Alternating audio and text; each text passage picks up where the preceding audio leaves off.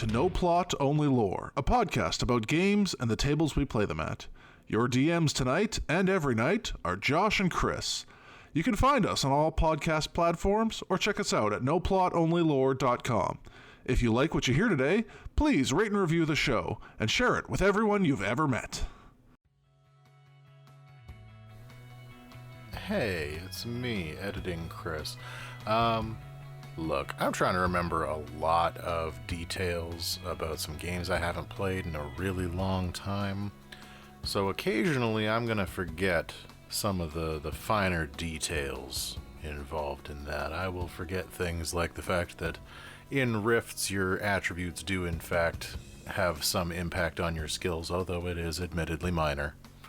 Or that Ars Magica's troop system is a little bit different than what is described here, and I'm actually more describing a game called Chivalry. And I hope that you're willing to forgive me those little foibles. So, with that in mind, please enjoy. Alright, so for this episode, we decided to do something a little bit different, in that Josh does not play a huge amount of other role-playing games. You are primarily a D&D player. I have played maybe 3 total systems in my life. I'm combining 4th and 5th edition of Dungeons & Dragons. I have dabbled in, I think it was called Paranoia, and I have looked at Pathfinder, but that's it. Like a brief longing look? Or no, a kind of cursory, disgusting look. Just filled with derision and ire. By comparison, I love every game I've ever gotten my hands on, good, bad, or indifferent. And I have played a lot of them. I have played when I got my job at the game store.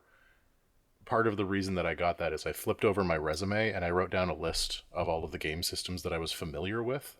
Like, not even just the ones that I had ever played, but specifically the ones that I could, like, tell you the rules of them.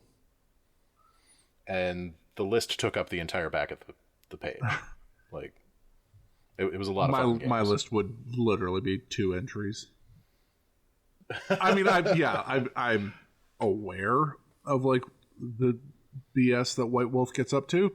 I was intrigued by the idea of there was I forget the name of it. I saw a role-playing game that was like, hey, what if everything was one of those like wuxia kung fu movies? And I was like, that sounds great, but I never knew anyone who played it. Was it Hong Kong Action Theater? Was it Hong Kong Action Theater? No. It was more like the stylized fantasy kung fu. Oh, okay. Scion? No, I want to say like I know it's not like Infinity or something like that, but it was like some single word. It was very anime. No, I don't think so. Because White Wolf did put out like a fantasy game. Now I'm blanking on its name. Where everybody was like a Sailor Moon or a Goku. Yeah, this one is closer to everyone's Goku. Yeah. Ascension. Oh, that might be it. Yeah. That might be it. I don't think it is, but it might be. Yeah, so I have played that game. Okay. It was terrible. I did not like playing that game very much at all. But I think that was mostly because of the people that I was playing with. Like, it was very much a power gamer fantasy. Yeah, fair. That one. But what I kind of figured we would do today, I've got 20 different games that I have put a list together for, and we are going to pick one at random, and I am going to describe it to you, and you are going to tell me what you think based on that description. Okay. Right, so when you first pitched this idea to me, you specifically mentioned just like the idea that I will have a negative reaction to every one of these. Oh, I don't think you will. Not every one of them. True. But Most of them. Like, just when you floated that idea, on the one hand, I was like immediately just angry that I would be typecast in such a way. But also, like, genuinely, like, grateful that you understood who I am as a person. Fuck you for knowing who I am and then making me Fuck do you that for thing. pegging me exactly at who I am. All right, so I have rolled a d20, and the number that I have come up on is number 5, TMNT and other strangeness. Okay. So, how familiar are you with the ideas behind, like, rifts and Palladium fantasy? Rifts I know of as the dumb RPG where you can do whatever because they just refuse to stop publishing books. Oh no, I'm thinking of GURPS. Then, Okay, yeah. same difference. And then Palladium, I know the name and that's it. Okay, so Palladium Books got the rights to make the role-playing game for Teenage Mutant Ninja Turtles. And then they made one of the best worst role-playing games I have ever seen. And it really is the only one that I've seen that kind of captures the idea of Teenage Mutant Ninja Turtles, like the goofiness that is in Teenage Mutant Ninja Turtles. Right, just the inherent stupidity and the idea of here are 4 reptiles and a rat from the sewer that somehow know kung fu and are going to beat the shit out of you.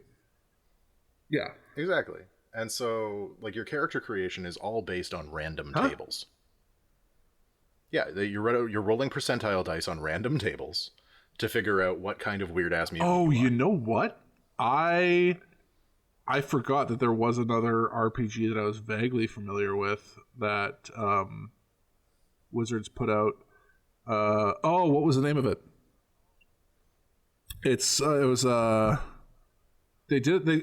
They reprinted it around the 4th edition time, and it did a very similar thing where you just rolled 2d20, and that was the 2 mutations you got, and then that defined your character, and you just wandered off. Shoot. I am not familiar with the thing that you are saying, but it sounds like it's exactly. I have it in the basement somewhere for sure. As far as I know, they published a base box set, and then that was it, and you never saw it again. Okay. Neat. Yeah, I'll try and figure out what it is while we go. In this one, yeah. So it suffers from all of the same problems that the Palladium Fantasy and Rifts systems deal with, which is that it was designed very much in like the late 1980s. Everything has to be like D&D era of gaming. So you've got like 9 attributes, but your attributes don't actually affect anything. Why? Right. They're just a guide for how strong you are, but they don't actually affect anything on rolls. They're just for flavor? Yeah, they tell you how strong your character do. Yeah, no. And there's like 150 skills, and some of the skills are a percentile-based system, so you roll 2 d10s, make that into a 100 die, and then if you rolled under your skill percentage, then you succeeded in the skill. And that's based entirely on your level. You get plus 5% per level in a skill that you're trained in. So like the system itself is bad and wrong in so many ways, but the character creation is just so fun that like it kind of makes up for it. And you're like, I was willing to forgive it a lot just to be able to like roll a bunch of dice and be like, I'm a half bat dolphin man who knows karate.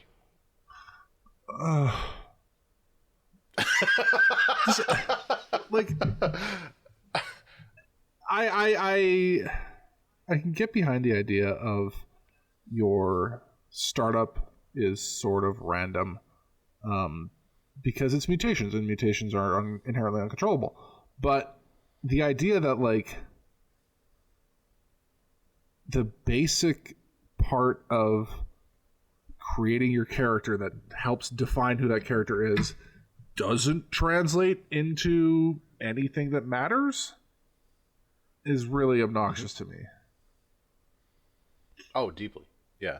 It's one of my biggest issues with all of the Palladium Books systems. Like, because Palladium Books uses the same basic system in all of its games. And that system has not changed since the last edition of Rifts When came was out. that? I believe it was in the early 1990s. Jesus. So, like, they've been running with the same system for a very, very long time, and have a lot of promises saying that they're not going to be updating their system. And, yeah, a lot of their games suffer from being late 1980s, early 1990s game design. Like, I don't understand what's happening on any level at that company then.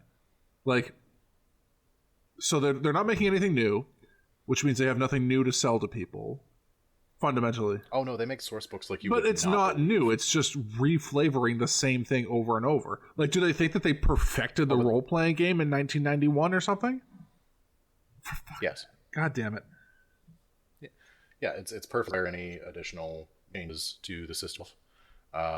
What they're focusing on is putting out content that is specific to like certain areas or certain ideas. So if you want to get the like shiniest, newest gun that has all of the best like stats on it, then you got to pick up this new source book. And they make money. People like to buy. Oh, they do. I don't get how you, as a consumer, could sit there and see all of the like iterations and ideas and like new gaming, like we'll call it like technologies that are developed over time as ideas come out and are refined and stripped away and become commonplace, and then look back at your book that was published like the last time the Oilers won a cup, and we're like, yep, this is good. I'm happy with the way things are. I think like part of it is reactionary. So part of it comes from the rise of 3rd edition D&D,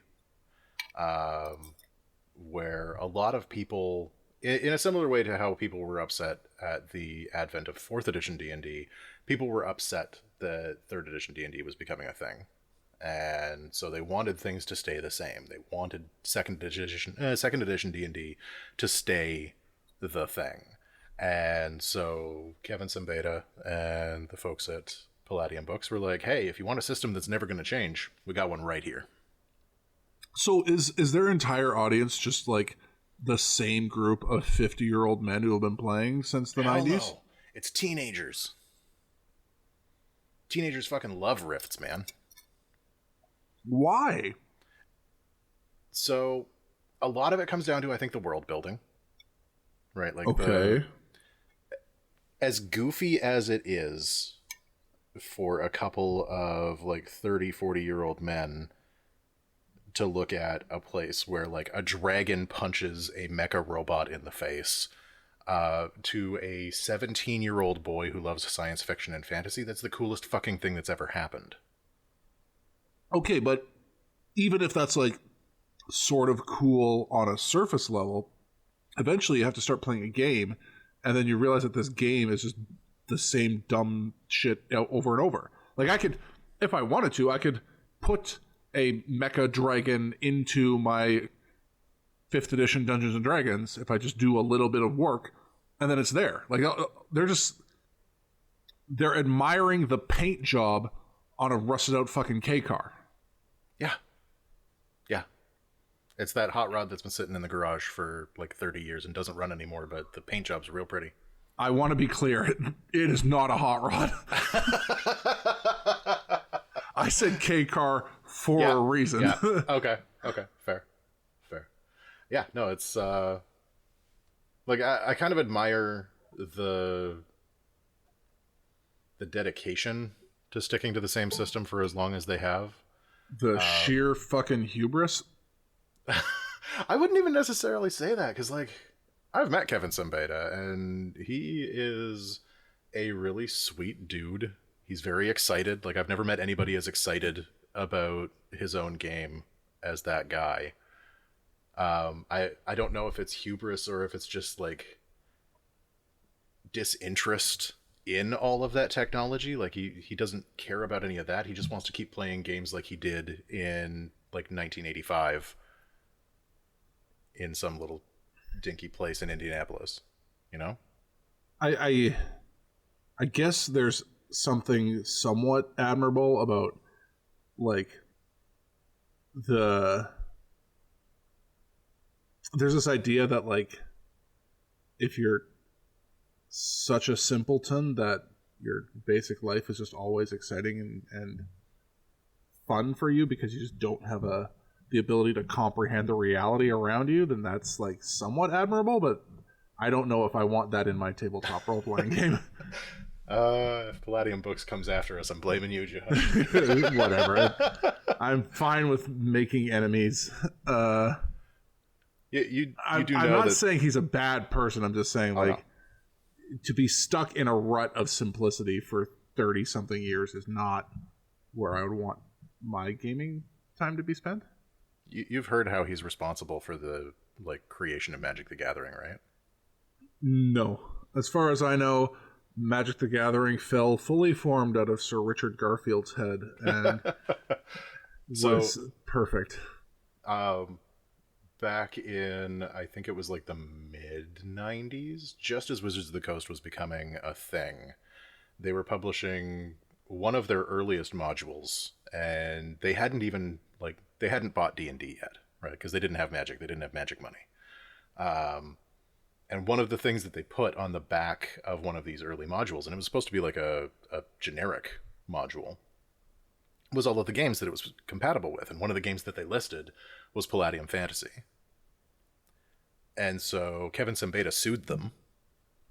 And during that suit, they weren't allowed to publish any role-playing game material. So he needed to find another project, so he went to his old math professor, Richard Garfield, and was like, hey, do you got a game kicking around in your brain pan that I could make $1 bazillion off of? Huh. And that's why Wizards of the Coast began making Magic the Gathering. Because they weren't allowed to make D&D products anymore because Palladium was suing them. Well, I bet you that guy feels dumb. Nah, he's talked about it. He still stands by it. Okay, right. yeah. I'm gonna roll for our next game here. Okay, sounds good. It's already gotten more time than it deserves. Yeah, we're at 18 minutes. Well, actually, I don't know what time that would be, but anyway. So I rolled number 10. Nobilis. I've heard this word before. You have. It is one of my favorite concepts for a role-playing game. So Nobilis... Oh, wait. Before we get rolling down this hill, I did find the name of what I was thinking of. It is Gamma World.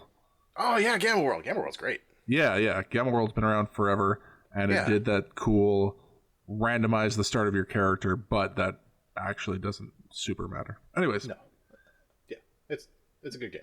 Sort of. For the time that it was made, it was a great game. Yeah. All right, so Nobilis. Nobilis is a game where you play a person who, up until last Thursday, was a perfectly normal human being. Okay. And kind of out of nowhere, a god walked past, tore out a chunk of your soul, and filled the hole with god stuff. You are now the god of doors. Sorry? You are now the god of doors, or grass, or chessboards, or some concept is now your domain. And you have a existential responsibility to protect and expand that domain at all costs against the horrifying threat of the Excrucians, who are slowly tearing reality apart from the outside. So I need to leverage my command of doors to keep the bad out? Not just to keep the bad out, but you also need to expand the role of doors. So you would occasionally get into political fights with the god of windows who's trying to make bay windows a big deal because they're going to replace doors entirely. And you're like, no, bay windows are terrible. They're just a lesser French door or sliding glass door. More people should have sliding glass doors instead of bay windows because they're more functional. And you can have a patio. A sliding glass door is too much like a window for me. Let's kibosh it entirely. Oh, I see. Right, and so you're I'm a conservative doorsman. But your whole like the whole concept of the game is that you are playing like the god of a domain who is trying to like protect and expand that domain, and the rest of the players around the table are also gods of various things. And the god can, like, the thing that you're the god of can be literally any concept. Concept. Doors aren't a concept. Doors are a concept. What? The idea of a thing that closes to stop you from moving through a portal is a concept. Does a door have to close, though? I don't know, man. You're the god of doors, not me. All right. So then I could just decide to expand my realm from wooden interior doors to any archway through a fixed wall divider something, and now I'm the god of all entranceways as well. Well, no, because if you decided that you wanted like all arched entranceways to fall into your domain, you would probably end up in competition with the god of arches. Yeah, well, okay.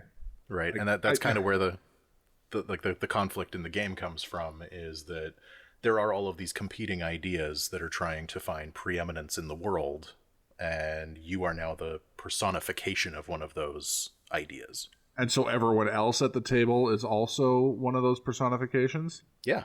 So it's just a game about arguing with your friends? Not always, because like if you're the god of doors and your friend is the god of grass, right? There's not a lot of places where you guys are going to disagree, but there's a few places where you do agree, like front lawns. You want to separate the front lawn from the house, but it's good to have one. Right. Right.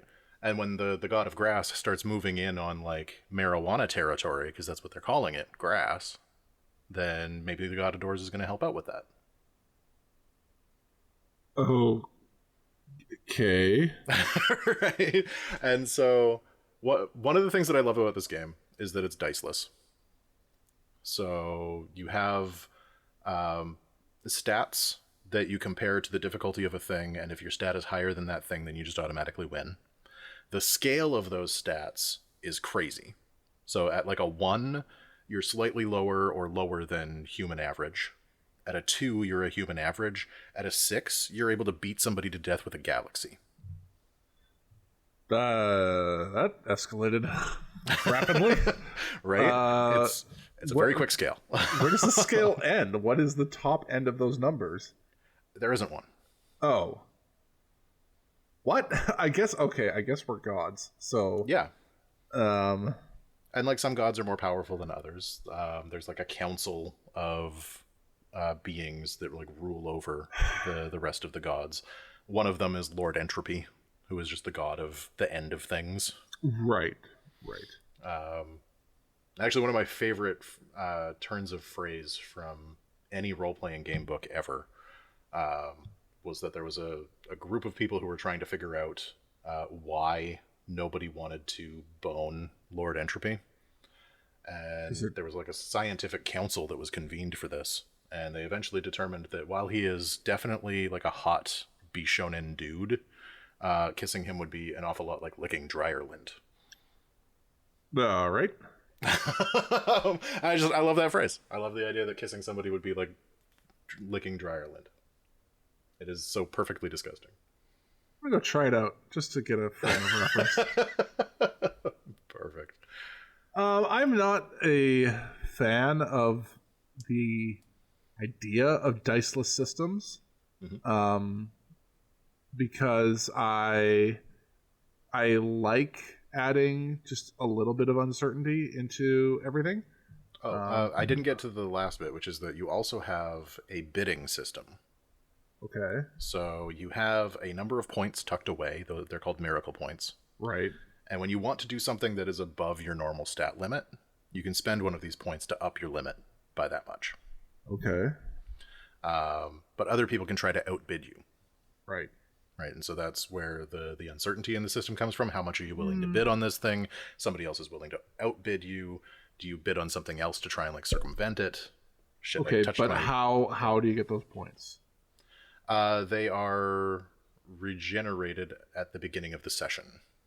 Okay, so then it's not uncertain. You just have to pay attention. And And then you're just doing math. Like I know how many points I have. But like, I know what I have.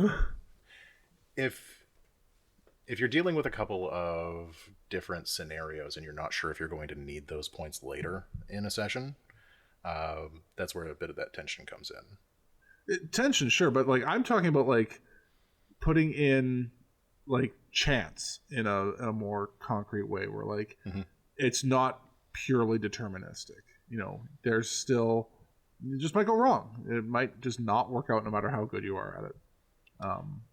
I would like to point out, though, that we are playing a game where you're playing a god, so the system being deterministic does make sense.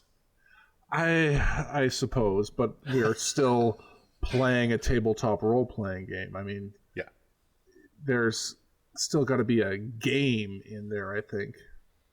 Does the game require chance? I would say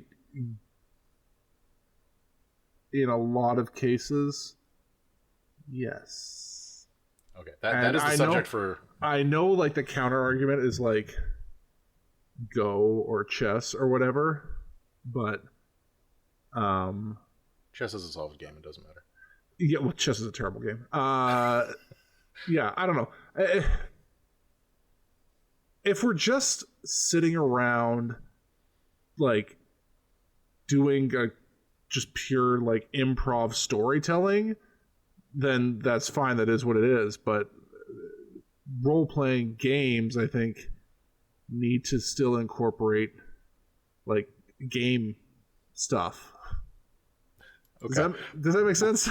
We're going to do an entire episode just on, like, fortune systems. Yeah. So, like, I don't want to get too terribly deep into that, but you're wrong and I'll prove it. Okay. You know what? Let's just cut it off right here. We'll record a different hour of argument and then come back. All right. Okay, moving on from Diceless Garbage. Yeah, moving on from Diceless Garbage. The Shab Alhiri Roach. Nope.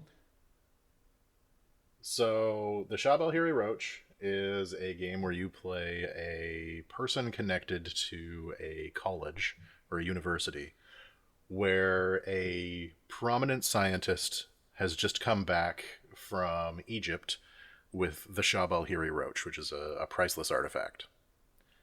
And somebody at the school has eaten it. Why? Because it promised them power. Okay. And then it gave it to them. Okay.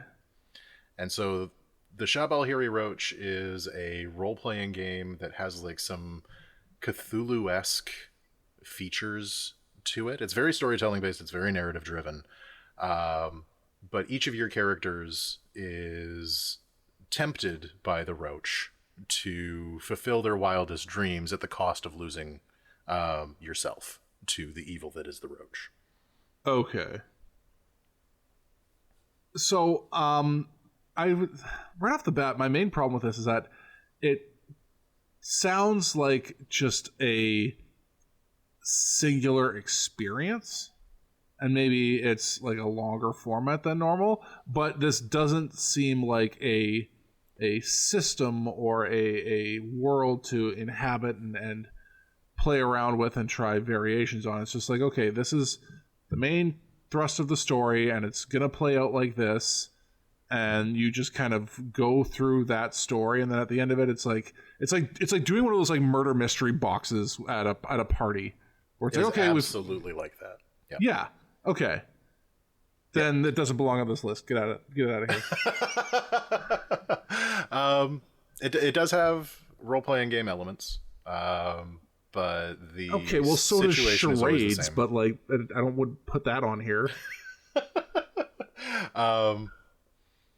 I have not had an opportunity to play the Shab Alhiri Roach, but it's, from what I understand, one of the better games that you can pick up for one-shots. Okay, yeah, it definitely has big one-shot energy. Like, if this is anything more than $15, it's garbage and doesn't deserve to be printed. But if it's something where it's like, hey, we've got nothing going on this Saturday, let's tell ourselves a story about eating a bug. Magic science bug. Whatever. Magic science bug. Okay, we're done with that. Next. We're done with that. We hate that. All right, cool. Doe, Pilgrims of the Flying Temple. All right. So far, off to a good start. Sounds like a movie that I would have watched. This one is loosely based on a mashup between the worlds of The Little Prince and Avatar: The Last Airbender. Okay, you've got me 50%. Okay. Which one is the 50? Avatar. Oh, we didn't like The Little Prince? Nope. No. Just no. We'll just stay with no. Oh, okay. We'll have a discussion about that later, because that's one of my favorite books. I can't read, so... Oh, okay. Oh, that's fair. So Doe, Pilgrims of the Flying Temple, is about a group of young pilgrims who are studying with the Flying Temple that have to go on a quest to help people. Okay. And they go from planet to planet, and they're very tiny, like, themed planets in each of these cases. And you come to a planet, and you have a challenge that is put in front of you, and you can either help or hinder. So your character sheet is two things. It is the way that you help and the way that you hurt. Okay. And when you arrive at this planet, one or the other of those things may take precedence. The thing that I love about this game is that it's actually a writing game. Huh? So each of the players writes a section of the story that they're playing based on whether they're helping or hindering the plot at that moment. And the way that the ending is determined for that session is whether or not you included all of the key words that were established at the beginning for the goal of this story. Oh my god. This is NaNoWriMo the board game.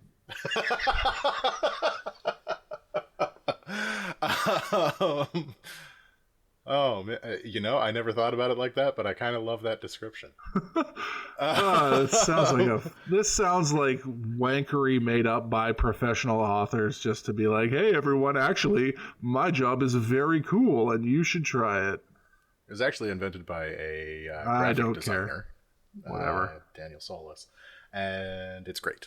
I think, like, the age that it is aimed at is lower.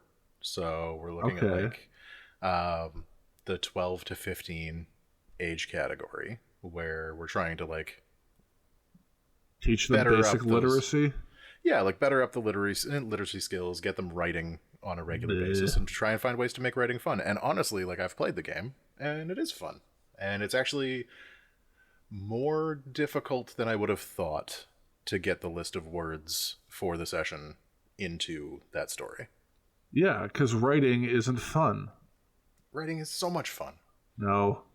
Writing is the funnest thing you can do, Josh. Writing is either an absolute chore or your job, and that's it. All right, so we're not playing Doe, Pilgrims of the Flying Temple together. No, it's unfortunate because, like, it definitely sounds like the name of, like, a 60s era kung fu movie, which, like, awesome, I'm down for, but I'm also not down for homework as a form of entertainment. Fair. So no, that one's gone. You keep calling certain things on this list good or amazing. Are these all selections that you approve of in this list, or are there going to be somewhere? No. Okay, good. No, the next one is something that I approve of on this list. We've actually been really fortunate in this list so far, and that we've come across a bunch of things that I actually really like. That's bad for content. It's fun listening to you complain about it. Well, okay. All right, what's the next one? Give me the next thing to bitch about. Yeah, the next thing to bitch about. Actually, I think you might like this one more than I did. It is 316 Carnage Among the Stars. That's not a real Bible verse. Which Bible are you reading? Well, mine has lots of 316s, and none of them are preceded by... are followed by Carnage Among the Stars. Actually, Okay, if I flipped open my Bible and in the book of John came across 3:16 and like the header for the section was Carnage Among the Stars, I would be pumped to learn what the hell kind of business Jesus had just gotten up to. Like, this is definitely one of the extra books that's in the Catholic Bible. Oh, yeah, 100% Apocrypha. Yeah. Book. Yeah, it's great. So 3:16 Carnage Among the Stars is an incredibly simple game where you have two stats. One of them is your kill ability, and one of them is your not kill ability. So this sounds exactly like the last game. Sort of, except in this one you are rolling dice and you are killing monsters, and you do have a mission. And it is entirely verbal. There's no writing component. Not doing involved. A book report on a Saturday? No, you're not doing a book report. You're killing a bunch of awful alien monsters. Okay. And the thing that I like about this one in particular is that you don't know your character's backstory when you start the game. Ooh, interesting. You learn the character's backstory through flashbacks that happen in the game. Okay. That provide you a mechanical bonus related to that flashback. Interesting. So while you are down on the planet, and like the setup for this is that you are like it's very Starship Troopers, right? Like okay. Just a grunt. That I'm a Marine. I'm a Space Marine. Yep. You're there to shoot a bunch of bugs until the bugs be dead, and if you don't do it fast enough, then we're just going to nuke the planet. Okay. You are there to try and gather as many kills as possible so that you're able to get a promotion, get yourself rewards, get yourself like a whole bunch of titles and things, and most of them are going to be posthumous, but worth it. Okay. And so while you're down there, we don't actually know who you are until you get into a point where you need something to help you mechanically, and you need to come up with like a reason in your backstory that you're going to get that little extra oomph. Oh, okay. And so like it's built into the game that you can have these little soliloquies where you are narrating a story from your past to the rest of the team, and then at the end of it you get a +2 to your die roll, right? Like it's yeah. It's very much built towards, again, one shots. Like it's a smaller game. You don't necessarily want to have like an entire world built around it. I was gonna say, when you talk about like posthumous decorations, that doesn't bode well for the longevity of this particular game. Yeah, no, you're gonna do like a one shot. You might do like a couple of sessions before your entire team dies. Right. But yeah, the point is mostly to discover your character through play. Interesting. So, this reminds me of there was a idea floated around. I forget exactly where I first came across it. It might have been like a clipped Tumblr post on Reddit or something. But the idea being, you start a new campaign in D&D, and as the DM, you hand out blank character sheets to everyone, and then they just start playing and learn who or what their characters are through little bits of context clues and information you hand out as you go. Right. Like, can I see anything in that cavern? Well, as a Dragonborn, you do have night vision. Exactly. Like, oh shit, I'm a Dragonborn. Yeah. Or not even that. You just be like, oh well, yes, your dark vision allows you. Oh, I have dark vision. Oh, okay. Like, stuff like that. So even giving them like less to deal with. But I thought that was kind of a fun idea, and I think it would actually be better served in a one shot like this. I've actually used that as session 1 for some games. Yeah. Not so much like the discovery of who the characters are, but like we start off with blank character sheets and like no skills or anything written down. And the one that I'm thinking of in particular, everybody is in an orphanage that's on fire. Okay. And so we don't know who these characters are yet. We're going to discover through that first session. And then at the end of that session, we're going to build characters. I see. So you get an idea of who your character is before you actually start like getting into the meat of the campaign. This also does sound like, and maybe this is something to talk about in a separate episode about using these games as it like combined with other games, not just on their own, but the idea of a like one shot ish sort of iterative game like 316 Carnage being used to like decide who you're going to play over the course of a longer campaign, maybe in a different system. But it reminds me of, I don't know if you've ever read it, probably my favorite TTRPG. I don't know what exactly the right word is for it, but basically someone's got a campaign that they've been then taking and taking all their notes of and rewriting as a narrative. But it's called the All Guardsmen Party. And it is a game that was run in the Dark Heresy 40K RPG. And the first, I'm not sure exactly how long as far as sessions go, but the first chunk of the campaign was the DM for the game having everyone make, you know, the idea being in this setting you can have all sorts of different characters, but we're all going to play various types of Imperial Guardsmen who are just your run-of-the-mill space soldiers. And everyone makes a character, great. And then that squad gets sent to the front lines because there's a Tyranid invasion and they have to hold them off. And over the course of several different sessions, but you were told, don't just bring the one character, bring several characters. And then as the initial couple of, well, basically we'll say like they run one-shot dungeons, which are like glorified single encounters as part of this war, and not everyone's going to make it. It's very lethal because that's the way the world is. And so you just, that guy's dead, grab another character sheet, and you go through all the character sheets you've already made, grab a blank one and make a new guy. And you just sort of like very quickly force people to make a bunch of really weird ideas because they've run out of good characters that are now dead.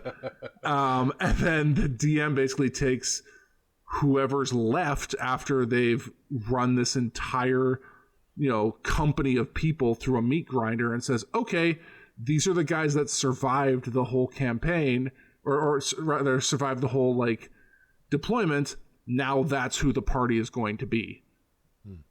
Like just a character creation by attrition. Yeah, it's the first session is your crucible. Yeah, exactly. And it made for some really, I think, interesting and compelling characters because, you know, as I'm prone to do in new campaigns, having played D&D quite a bit, I just need to keep myself entertained with weirder and weirder ideas. Well, speaking of that, the next one on our list that we're going to go over is one that I put on the list specifically because I don't like it, and I know you would fucking hate it. Good. Big Eyes Smallmouth. So, Big Eyes Smallmouth is a universal role-playing game that is built around all of the tropes of anime. Oh, no. No. So if you want to play a magical girl... I don't. You sure do. Fighting next to her friend, the Pokemon trainer. No. And both of them are trying to get Goku to join the fight for good. No. Big Eye Smallmouth is your game. And just the description is causing me physical pain. Oh no, it's like system-wise, it's actually pretty slick. Like it's not fantastic. It's nothing really revolutionary. It was clearly it's not fantastic. 3 stats. You've got skills, and then like the place where the system really shines is in its traits system, like its benefits and flaws system. Okay. Because that's where a lot of your character creation is being done. So you've got your stats, you've got your skills, and then on top of that, your stats are things like I'm a karate boy, or I drive Gundams, or something. Well, pick an anime. I teach Gundams karate. You teach Gundams karate, and then they karate kick the moon. Yeah.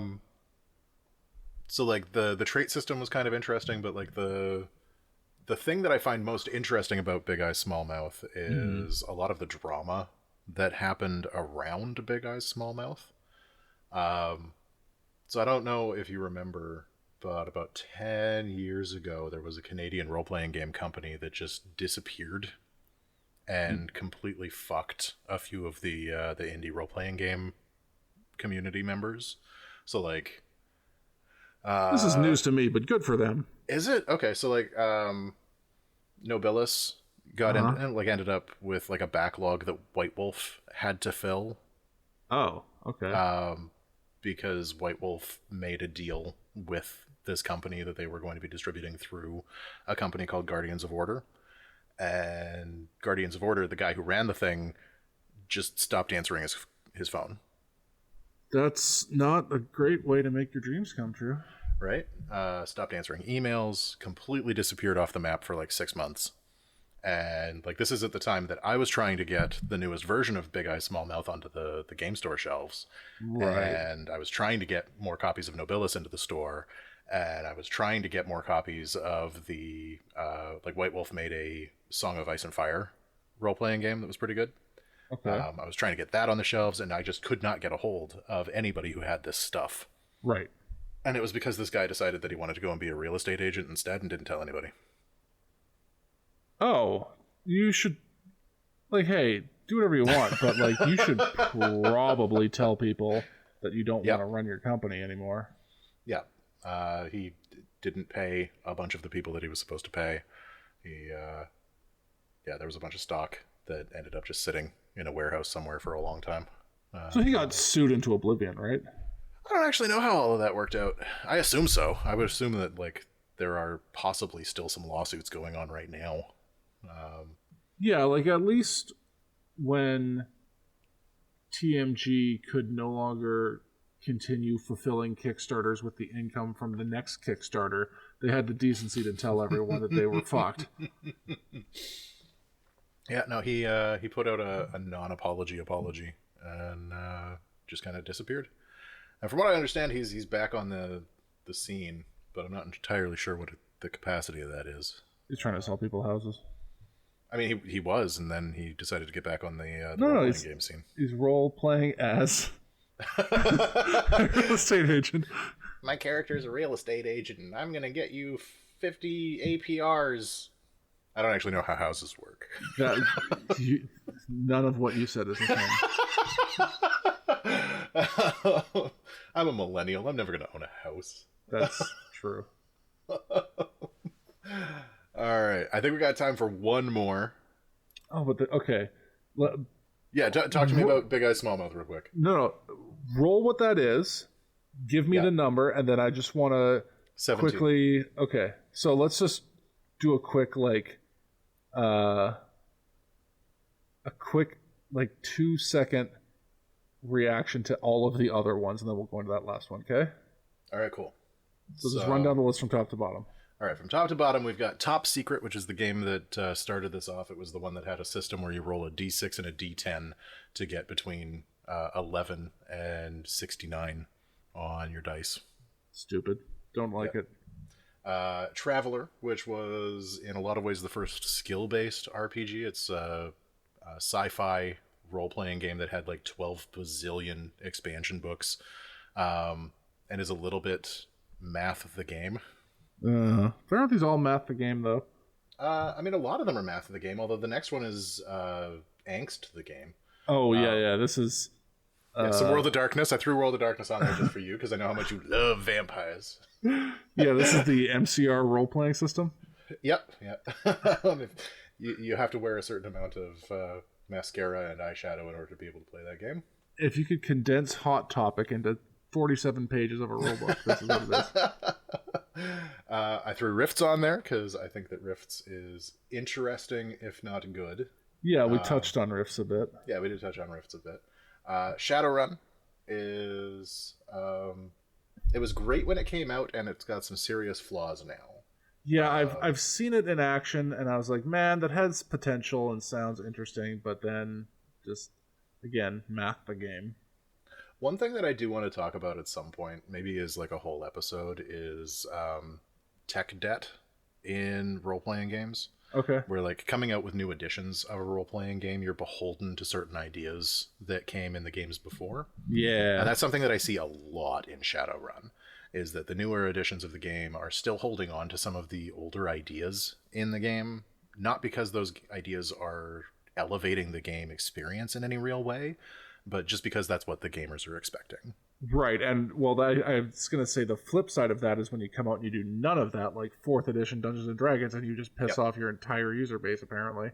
Yep. I threw Paranoia on there just for you. Oh, I had a friend in junior high who was just absolutely obsessed with making me try to play the bacon narwhal of RPGs, and I, goddamn, I gave it a solid junior high level try, and was so off put by how dumb everyone and everything was in the game that I could not give it a fair shake. And I really, honestly, don't want to. I think the best way to play Paranoia is to spend the entire game pretending that you're Invader Zim. Oh, actually, that would probably help a lot. Yeah. GURPS. What if RPG was like a math test? I have seen 800 GURPS source books, and I've never once opened one because it never, ever, ever looked like any real cohesive thought had been put into them. There really has been. Steve Jackson put together a very serviceable game. Speaking with like the GNS style breakdowns, it's very heavily on the simulationist side. Like they're trying to cover as much of reality as possible with GURPS, and I think out of all of the game systems that we've seen come out, it is the one that's come the closest to being a simulationist system. And it was also used in Fallout. Boy, there's nothing I love more in my escapist fantasies than realistic simulations. Well, one of the things that one of the reasons that I mentioned that it was used in Fallout is because when you have a computer doing all of that math for you, the game system runs slick as shit. So you just need to have some sort of like savant running your game? Or you need to have like a Google Home sitting next to you. No. Just and like program that shit. Like get your a Alexa neurodivergent really human computer sitting at the end of the table. Fair. All right. Ars Magica was the introduction of troop role-playing, where you're not just playing one character, you're actually playing like a group of characters. I kind of like that idea, and I wish there were some better rules for it in more systems. Yeah. That being said, it seems like the kind of thing that leads to one-on-one RPGs, which are something that I think should be illegal. Okay. A couple of the things that I like in the Ars Magica system is that it's seasonal. And so for some seasons, you're playing like this crazy powerful wizard character. And in other seasons, you're playing that wizard character's minions. You're going off and like in the summer and spring and fall months, you're like running off on these quests to do your wizard's bidding. What, and in the winter he hibernates? Like yeah, and in the winter you're casting like crazy big spells. Oh. And that was something that I also saw used in a different role-playing game system, but I can't remember the name of it right now. Nah. Nope. I forgot. Okay. Kobolds Ate My Baby is a... Say that word again. Kobolds Ate My Baby. Are we just going to have a whole episode on pronunciation differences? Are you a kobolds I am purist? A kobold purist. Okay. I don't care. I care too much for the both of us. Okay, that's fair. Anyways, Kobolds Ate My Baby. Kobolds Ate My Baby is a dumb game where you play a troop of kobolds who need to get a baby to feed to King Torg. Oh, you're playing the dumb people. You are playing the dumb people. And so you have to go on this quest to find the baby. and then bring the baby back. And it is a game where you are going to have like 35 characters over the course of that one session, because for every failure that you end up rolling, you have to roll on the Kobold Nasty Death table. Yeah, I already hear yakety sax playing in the background. Oh, 100%. Yeah. Rethuthu is a game about hermaphroditic homoerotic sex aliens that have anemones for dicks. And that isn't actually the problem with the game. What is I'm terrified to ask, what is the actual problem with the game? So, the actual problem with the game is that the system is terrible. Okay. Like, it's based on a series of books that came out quite some time ago that is about like these Bishonen aliens with anemones for dicks that are slowly taking over the planet Earth by converting young men to become them through sex. Or like blood transfer. I can't remember exactly, but I never actually read the books. Good. I think you'd be worse off for having done it. Just the description alone already tells me we are not dealing with the top tier game makers out there. It seems like they got really obsessed with the idea of weird dicks and then just didn't bother to go any further. Well, it's just like, it's very much like if you tried to take the standard second edition D&D rules and use them for a romance story. Yeah. Right? Like the entire idea of Rethuthu, like, I'm not going to rag on the books. I'm sure they have a solid fan base. I'm sure there's people who like them. I don't want to know those people. But like if you're going to make a role-playing game, system matters. And so you can't just have a bad system that's completely disconnected from the type of story that you're trying to tell. And in this case, that's exactly what happened. And then you try to hold it together with anemone dicks. Yeah. And I mean, there's only so much that they can grip. So they're prehensile. They are. Okay. Sky Realms of Jorun is a very cool setting where humanity has colonized a gas giant planet that has sections of cloud that have solidified. Okay. And so we're actually like, all of the land masses aren't land masses. They're part of the cloud system, and they're flying through the air. Okay. And the setting is very cool, and it's very well developed. It's got its own language. It has a fairly unique magic system that is then immediately back to spells per day. Yeah, nothing you've said so far indicates that it deserves its own unique game system. It just sounds like a cool setting, like Dark Sun or something. It is a cool setting, and does deserve like a setting book in a game that doesn't suck. Okay, so not D&D either. Well, it was very much built like D&D. Again, it's one of those like D&D light games from the old school, which was to its detriment, because it could have been a better system. Not even a better system, just a system. Okay. Everyone is John is a game where the entire party plays one dude, and you are playing one of John's... It's being John Malkovich, the RPG. Sort of, except that you're playing one of John's sins. You're playing one of the voices in his head that is trying to get him to do stuff.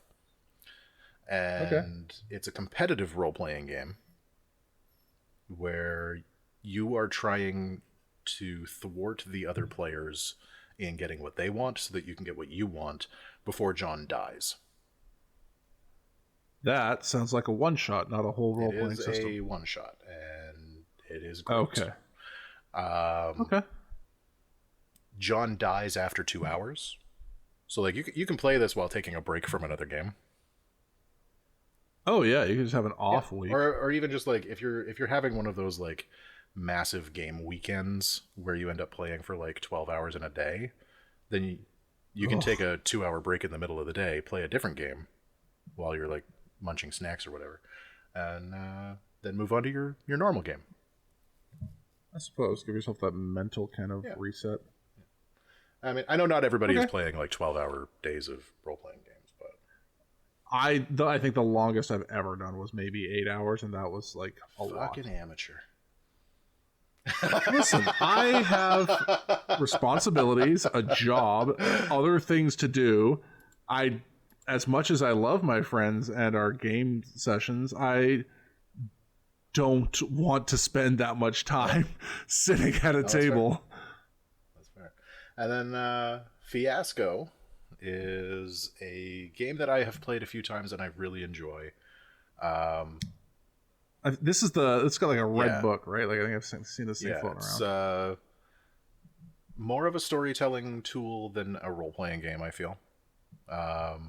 And it, I think, is a little bit responsible for the style of Dimension 20 role-playing games where you have like 2 scenes of people that are each involved in the system. So like when it is your turn in Fiasco, you choose 1 or 2 other players in the group to share the scene with you.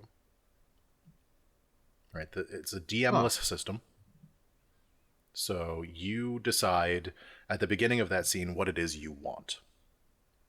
And then you get into that scene with 2 of the other players that are at the table, and they may or may not want you to get that thing. So you, through play, determine whether or not you got that thing. And at the end of the first half of the session, so you go around the table and everybody has a turn to do 1 scene each. At the end of that, you decide how well everybody is doing, and then there's a big twist. And then that big twist, everything starts circling the fucking drain for every character around the table.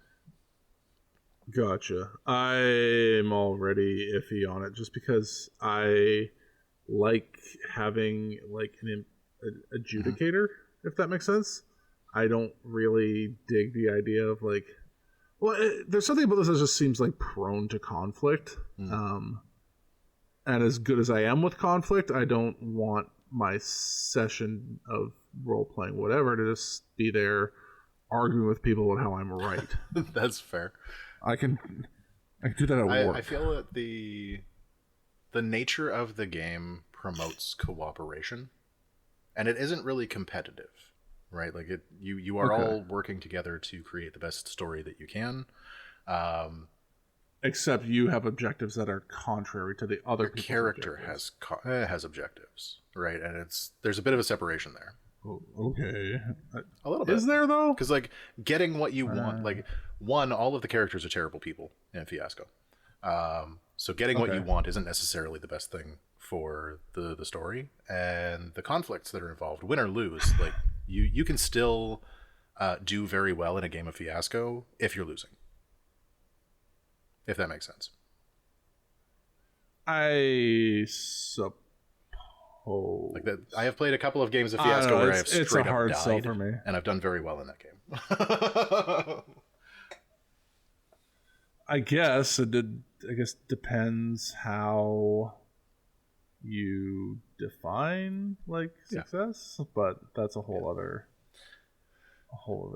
topic for a different podcast. And then our last game, the one that I rolled and the one we're coming back to, is so the big finale is Dogs in the Vineyard. So this is from the indie role-playing game push of the late 90s, early 2000s. You play a Hound of God. You have a gun on your hip and a Bible under your arm, and you are rolling around a Wild West-inspired setting, trying to set things right that aren't right. Already off to a great start. The conceit is that God is real. The Bible is true. Yes, both true things. The Book of Mormon is also right and true. All right, we're getting a little off track. And the actions of a single person in this world can have a cascading effect on the morality of the rest of the people in that world. So the example game that I've been in is the God's dogs roll up to a town where everybody be fucking, right? Like, it is just debauchery everywhere. In the streets, people are getting naked. And Sodom and Gomorrah. The initial impression that you get from that is that, like, obviously somebody's being lustful and awful.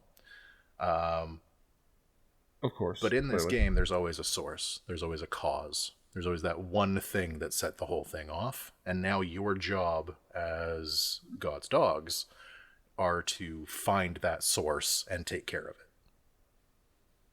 Okay, so the assertion is that the default state of the world is in accordance with God's law, and then something comes along to pervert it, and you have to find that source and quash Exactly. it. Okay. Interesting concept. I'm kind of down for it. I have always been partial to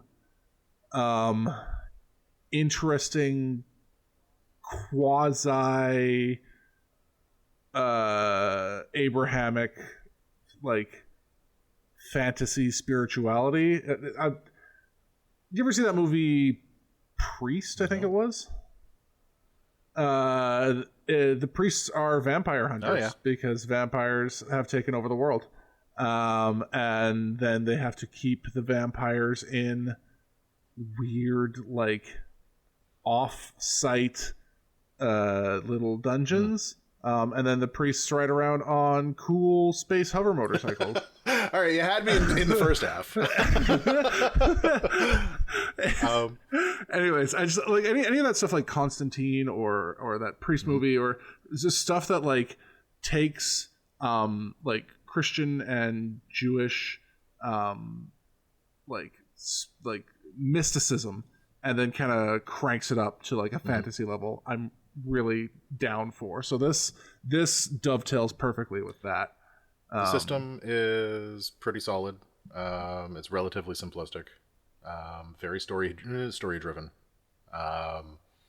and yeah, like, it's not something that I would want to play a full campaign of necessarily, unless it had, like, a very clear direction. Like, it's the sort of game that I want to have an endpoint, right? Like, in mind before we start. So I would be willing to play, like, 4 or 5 sessions of it, but it isn't something that I would want to play, like, an ongoing long-term campaign of. Sure. But yeah, all of the sessions that I've played of it have been fantastic, and you get to, like, one of the things that I feel like we don't get a lot of opportunities to do is just get into the head of somebody who knows that they are morally correct, knows that they are right, and is just trying to stop the evil, right? So, like, everybody in this game is a cleric, but everybody in this game also has a 6-shooter on their hip, because occasionally you find a consecrated, holy, divine weapon of wrath. Occasionally you find that the local mayor has been stupping his daughter, and sometimes a motherfucker needs a bullet in the head, right? Perfect. And that is God's will, so be it. And it's not just that he's doing a bad thing, it's that his bad thing is doing bad things to other people and causing it knock-on effect. Because sin in this world is contagious. It spreads from its source. Yeah, it's really cool. I'm so down. Sweet. All right, so that's all the games that I had to run past you. Well, I only hated almost all of them. No, I mean, out of all of that, I would definitely be interested in exploring more about Dogs in the Vineyard. I do think I like the idea that you said of, like, something like Everyone is John being, like, just a little role-playing diversion from your meteor stuff. Kobolds Ate My Baby sounds like a fun evening, but not something I would want to do for more than a couple sessions. And everything else sounds like homework. We're not going to start, like, a weekly Wraithufu game? Is that... Nope, absolutely not. You don't want an enemy dick? I can't even say it. I'm fine with my traditional genitalia, thank you. Thank you for making it all the way to the end of this episode of No Plot, Only Lore. If you're looking for more, you can find us at noplotonlylore.com and all the very best podcast platforms. If you liked what you heard today, please share, rate, and review the show to feed my never-ending need for attention and validation.